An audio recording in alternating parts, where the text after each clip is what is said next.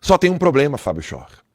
Na Rússia, esse seria o seu trabalho equivalente, mas nem que você soubesse o russo fluentemente, você poderia ocupar esse cargo, sabe por quê? Você é um incompetente, você é um merda. Na verdade, Fábio Schor, a sua mão para escrever artigos, ela não serve nem para tocar a siririca da Janja. A sua boca para falar alguma coisa do Felipe Martins, ela não serve nem para você pagar boquete pro Alexandre de Moraes. Então você é um merdinha, você é um delegado de merda, você tá me ouvindo? Porque você é um incompetente. Eu não vou nem criticar o que você escreveu, porque senão eu vou te dar ideia. Eu não vou nem dizer como que a coisa é tão louca, porque se eu fizer isso, você vai ficar em casa, como moleque que você é, tentando anotar as minhas dicas para tentar fazer melhor. Então, usa o ChatGPT, usa o Grok, usa alguma coisa. Tente outra vez, porque você é um merda, você sequer conseguiu encostar na minha vida, você tentou, mas não conseguiu. Então vá lá fazer o seu trabalho de serviços sexuais do STF, serviços sexuais já não jornalístico, que é o Guilherme Amado, que é um cara que bate no meu joelho, tanto moralmente quanto fisicamente. Esse merda do Guilherme Amado, que você fica pagando boquete literário, pegando os textos dele pra colocar nas suas decisões, vá continuar usando Metrópolis pra fazer merda. Só que eu quero que você continue escrevendo, fazendo merda, porque nós vamos acabar com a sua vida. Por quê? Existe uma pressão externa, vindo dos Estados Unidos. Eles estão sim sentindo essa pressão. Não é à toa que o Barroso renunciou. E o Lula está anunciando que vai se encontrar, não confirmou ainda, mas está dizendo, ó, vou me encontrar com o Trump na Malásia no próximo domingo. Tem lá uma cúpula, né, na Ásia de chefes de governo de Estado, e o Lula está armando de trocar uma ideia com o Donald Trump. Bom, passaria vergonha na Casa Branca, acho que vai passar vergonha também na Malásia, se tudo der certo, para o Brasil de verdade. Bom dia a você, nossa quinta cadeira hoje, na quarta, né? Quinta cadeira que está nos acompanhando. Não esqueça, nós precisamos que você curta, compartilhe, deixe seu comentário, pega o link, envia para os seus grupos, né? Grupos de WhatsApp, Telegram, tem muitos grupos bons também lá no X, no antigo Twitter. Envia para a galera, posta, avisa. Segunda a sexta-feira, todos os dias de segunda a sexta-feira, começando ao meio-dia, nós estamos aqui no Conversa Timeline. Você fazendo isso é uma ajuda financeira. Vou explicar rapidamente para vocês. Normalmente, quando alguém tem um grande projeto para fazer uma live, alguma coisa do tipo, essa pessoa ela vai pagar algo que é chamado de tráfego na internet. Ela vai lá, paga a Meta, paga o X, paga o Google, joga no YouTube, faz alguma coisa. Ela paga para ser divulgada pelas próprias plataformas. Aqui, nós não fazemos isso e precisamos da sua ajuda. Você só curtindo dá relevância ao canal, comentando e curtindo. Se você se inscrever porque você não estava inscrito, você aumenta a chance da gente poder levar a notificação até você. Estamos ao vivo. E quando você envia para alguém, é a hora que você já está ali, de alguma maneira, colocando grana na timeline. Você chega e fala assim, ó, impulsionamento é uma ova. Eu mesmo vou impulsionar vocês aqui, contem comigo. Eu quero ver essa mídia, essa imprensa vagabunda que fica destruindo a vida de pessoas como Débora dos Santos, Felipe Martins e tantos outros. Essa imprensa que não quer saber como estão as filhas do Clezão. Essa imprensa que não quer saber como que estão as vítimas do 8 de janeiro. As pessoas que estão sofrendo, tristes, sem saber como elas vão trabalhar, sem saber como é que elas vão dar a volta por cima no exílio. Outro dia nós estávamos conversando com duas pessoas exiladas aqui que recém chegaram porque são vítimas do 8 de janeiro. O próprio Zimmerberg conhece muita gente, passa um bom perrengue. Muita gente, quando chega aqui, né, não sabe o que fazer, não sabe como vai fazer, está perdida, não tem como enterrar o pai, não tem como enterrar a mãe. Não é brincadeira o exílio. O exílio não é brincadeira. O que o Schor faz, o que o Alexandre de Moraes faz, o que o Barroso faz é tortura. Esses cães merecem ser tratados como tal. E se você quer tratá-los como tal, faça com que essa live aqui chegue a muita gente. Porque eu, no mínimo, vou chamar essa gente de cadela. No mínimo de cadela. Esse é meu bom dia. Você não tá usando metáfora. Não tô. Tortura aqui, isso é... Direito internacional. Direito internacional. Isso é direito internacional. Então é preciso, tá? Não é uma opinião do Alan, são os fatos nos mostram que o que está sendo feito pelas autoridades brasileiras, principalmente por Alexandre de Moraes e os seus comparsas, é uma tortura. Tá? São várias pessoas que, neste momento, sofrem tortura por causa do Alexandre de Moraes. E esse é um dos motivos pelo qual os Estados Unidos colocaram Alexandre de Moraes como um violador de direitos humanos. Por isso ele recebeu a sanção da Magnitsky. Olha, começar falando das piadas sem graça, mas muito sem graça, do delegado da Polícia Federal, Fábio Schor, uma figura detestável. O Fábio Schor encaminhou o documento ao ministro Alexandre de Moraes, em que afirma haver, vou dar aspas, a possibilidade de que integrantes da organização criminosa tenham se utilizado do procedimento migratório diferenciado relacionado a comitivas de chefes de Estado para simular uma falsa entrada de Felipe Martins em território americano. Bom, vocês entenderam. o próprio Felipe Martins e a sua organização criminosa teriam conseguido, sei lá como, fraudar o sistema, né, de entrada aqui nos Estados Unidos e colocado lá o nome do Felipe grafado de forma errada, com um passaporte cancelado por ele, porque ele tinha perdido, fez um BO, com um visto que não era o tipo de visto que ele tinha, algo inacreditável. E aí a PF também, de novo, o Fábio Schor, né, comparou o caso a práticas atribuídas à chamada milícia digital, de novo, sob investigação no STF, apontando o uso da internet por influenciadores e advogados para propagar informações falsas e desacreditar autoridades. Daqui a pouco eu vou ler o que o grande Flávio Morgenstern, né, do Senso em Comum, publicou, para vocês destrincharem esta piada de muito mau gosto. Óbvio que a defesa do Felipe Martins reagiu, né, a esse documento emitido pelo Fábio Schor. Daqui a pouco a gente vai conversar, inclusive, né, com a Ana Bárbara Schaffert, que é a advogada do Felipe Martins aqui nos Estados Unidos. E os advogados afirmaram que o ofício da PF é, aspas, um documento que, sob a aparência de relatório técnico, é, na verdade, uma tentativa de criminalizar a advocacia, a imprensa e a cidadania. Segundo a defesa do Felipe, o delegado responsável, Fábio Schor, faço questão de dizer de novo o nome dele, pela investigação, teria ultrapassado todos os limites que separam o Estado de Direito do arbítrio. Para os advogados, o relatório representa, aspas de novo, uma tentativa desesperada de autopreservação e confissão de culpa. Quando o Estado precisa demonizar quem faz perguntas, é porque não tem resposta, diz o texto dos advogados do Felipe Martins, que também acusam o Fábio Schor de negligência e desvio de finalidade, afirmando que a prisão do Felipe Martins, como a gente tem falado sempre aqui, a prisão em fevereiro de 2024, teria sido utilizada, ou tentaram utilizá-la, como método de tortura psicológica e instrumento de pressão para tentar obter delações forçadas. E aí segue aqui o texto dos advogados. É algo inacreditável esse papel. Eu posso começar pelo Zibenberg, que é advogado. Zibenberg é aquela história, né? Tem essa entrada fraudulenta do Felipe Martins, o CBP aqui dos Estados Unidos já disse, ó, nunca entrou, não esteve, a gente está investigando. O Alexandre de Moraes, meio que, opa, foi a PF que me passou a informação, apesar de tudo que foi apresentado pelo Felipe Martins, de que não tinha ido, provas de que não tinha vindo aos Estados Unidos, tudo que você puder imaginar, passagem aérea doméstica no Brasil, recibo de Uber, iFood, geolocalização de celular, tudo ele apresentou. Mesmo assim, o Alexandre de Moraes manteve Felipe Martins preso. Quer dizer, por mais que ele queira jogar a culpa para a Polícia Federal, não, eu prendi com base na informação da PF. Ele teve a chance, a partir das provas apresentadas pelo Felipe Martins, de soltá-lo, não soltou, e aí pede à Polícia Federal dar 5 dias para que expliquem essa entrada fraudulenta, e o Fábio Schor me vem com um documento patético desse, assim, de novo, piada de mau gosto, né, dizendo que não foi o próprio Felipe que fraudou, foi a organização criminosa. Olha, isso significa que nós temos que aumentar a censura contra os influenciadores, os advogados e os jornalistas. Zibenberg, dá para explicar uma atuação de um sujeito como esse?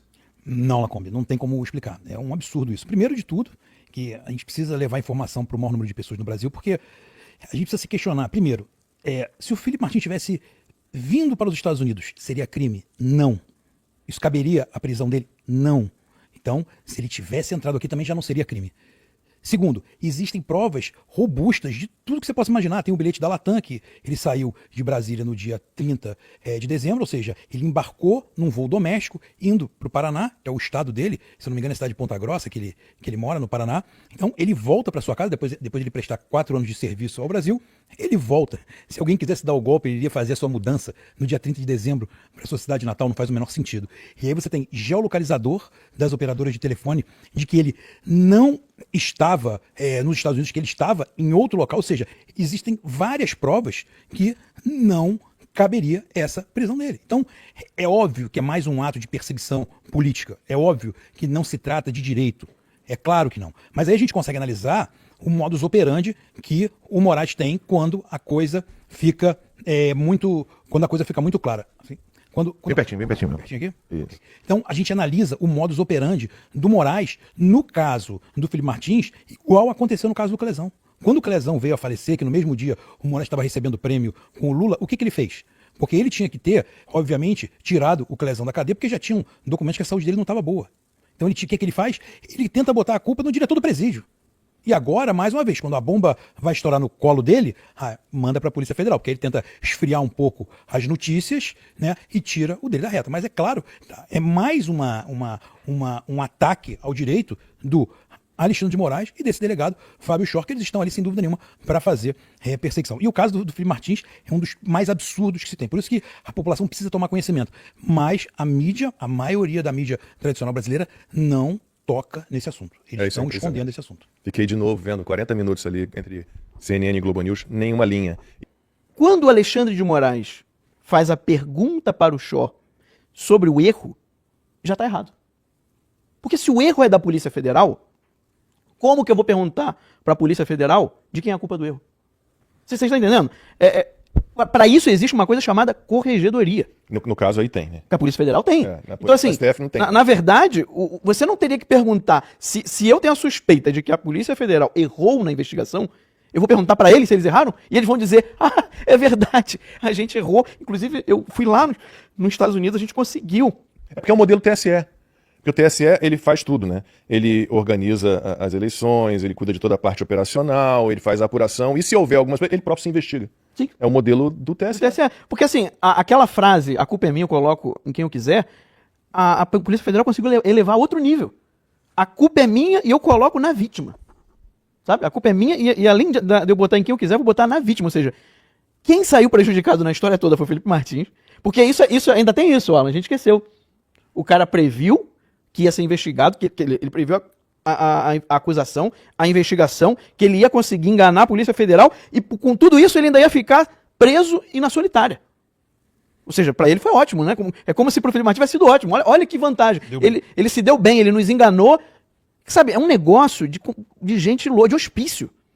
De hospício. É tipo aquele vídeo do cara pedindo informação. Um cara do Instagram que ele faz assim, é brincadeira que ele faz, né? Ele chega pra pessoa e fala assim, você sabe onde é sabe onde tem um borracheiro aqui por perto? Porque eu tô precisando ajeitar a sola do meu sapato, porque o corte do cabelo do meu filho não tá muito legal.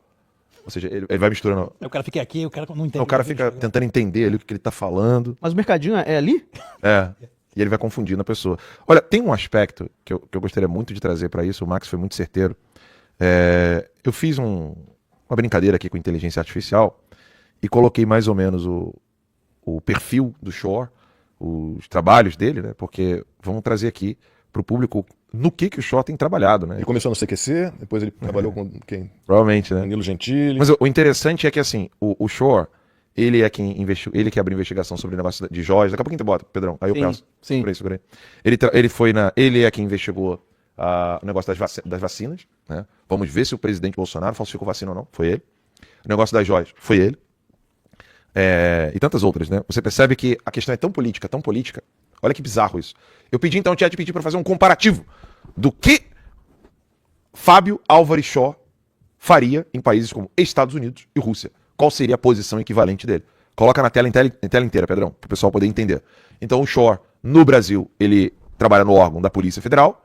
A função que eu quero comparar, né? No Brasil, ele é delegado federal. O grau de autonomia dele é médio, teoricamente, porque não é autônomo.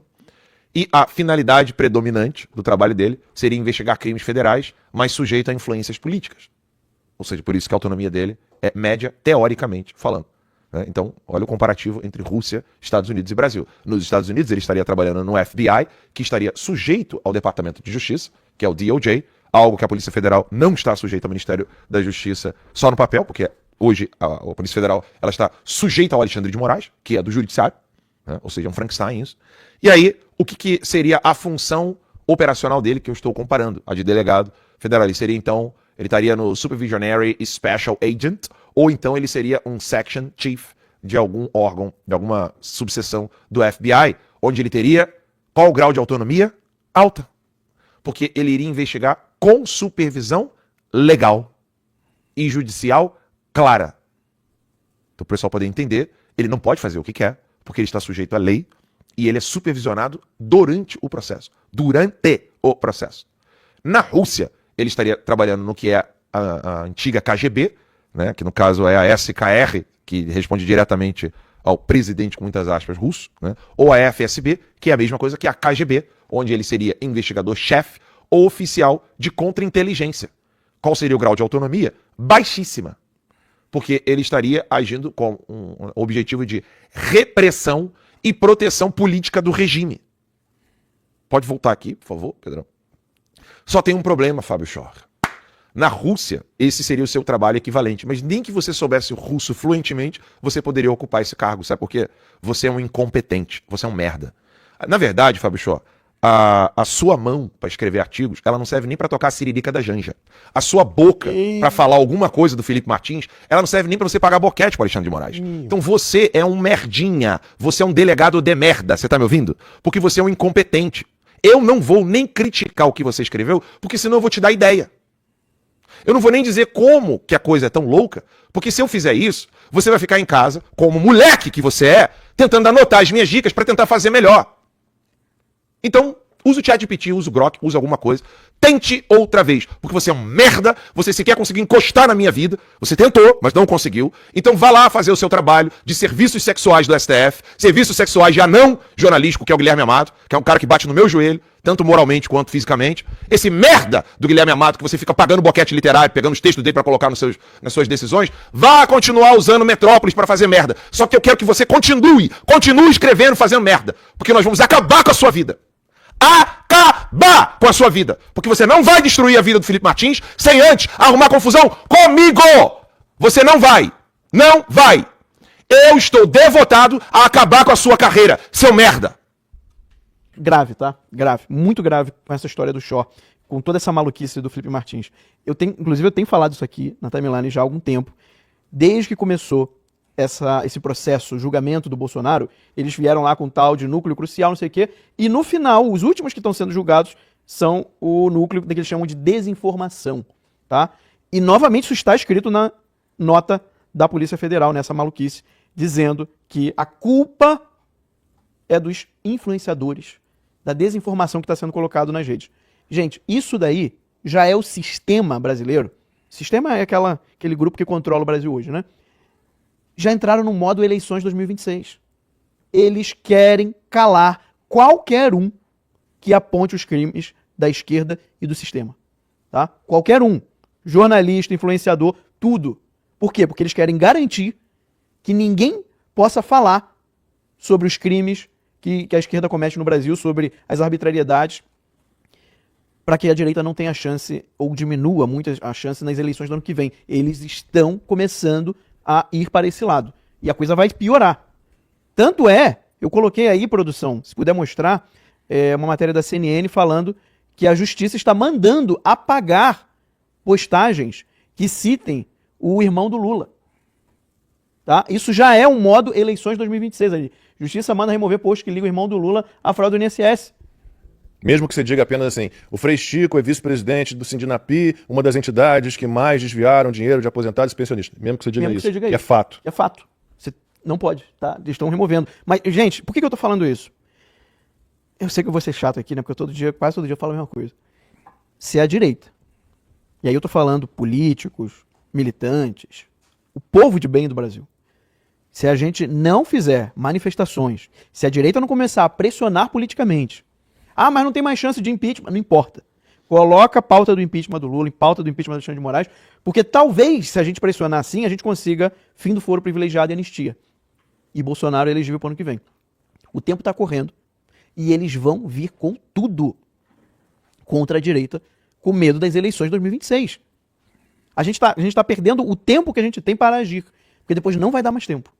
Tá? O momento é agora. O momento de pressionar é agora. Eles já estão dando sinais de que eles vão atrás de influenciadores, eles vão atrás de todo mundo que está no Brasil, mostrando os crimes com fatos. Tá? Como esse aqui. Você falou um fato que possa indiretamente ligar o nome do Lula a alguma coisa relacionada a crime, corrupção, o que quer que seja negativo, eles vão atrás das pessoas. No mínimo, eles vão bloquear o perfil e apagar todas as postagens. Mas a gente sabe que eles são capazes de prender inocentes, como eles já têm feito, né, bastante até agora. Então, assim, a gente está num momento crucial de reação. Por quê? Existe uma pressão externa vindo dos Estados Unidos. Eles estão sim sentindo essa pressão. Não é à toa que o Barroso renunciou. Parem com essa coisa de ficar... Porque antes era, nunca vai ter sanção nenhuma ao ministro do STF. Aí veio a perda dos vistos. Nunca vai ter sanção de Magnitsky contra o ministro do STF. Aí veio a Magnitsky contra o Alexandre de Moraes. Mas eles nunca vão sancionar a esposa do Alexandre de Moraes. Aí vem a sanção a esposa da Alexandre de Moraes. Ah, mas isso não está tendo efeito nenhum. Aí vem a renúncia do Barroso. Vocês estão entendendo? Tem que parar de ouvir essa gente. Tem que parar, porque eles nunca vão estar satisfeitos. Eles sempre vão arranjar algum problema ou alguma coisa assim para negar que algo de bom vai acontecer. Se o Eduardo e o Paulo Figueiredo ouvissem essas pessoas lá atrás, ninguém teria perdido o visto. O Alexandre de Moraes não teria sancionado pela Magnitsky, a esposa do Alexandre de Moraes não teria recebido sanção secundária e o Barroso ainda seria ministro do STF. Então, assim, essa coisa de falar, Marcos, você é ingênuo, é impossível, não sei o quê, tudo isso que eu citei agora, há 6 meses era impossível. Um tão de gente aí fazia vídeo. No dia da Magnitsky, aquele safado lá do MBL gravou um vídeo dizendo que nunca ia acontecer, tu lembra? Lembro. Na manhã do dia da Magnitsky, ele gravou um vídeo garantido, provando que nunca vai acontecer. E na tarde anunciou a Magnitsky contra Alexandre de Moraes. E essas pessoas ainda são escutadas pela opinião pública, o que me deixa mais impressionado ainda, né? Era pro cara desse ser jogado na lata do lixo da história. Mas mesmo assim ainda tem gente ouvindo. Mas o que me deixa mais triste é ver gente da direita que continua com essa coisa de que nada vai acontecer. O que eu garanto é, se ninguém fizer nada, nada vai acontecer. Aí eu concordo. A direita fica sentada esperando, nada vai acontecer.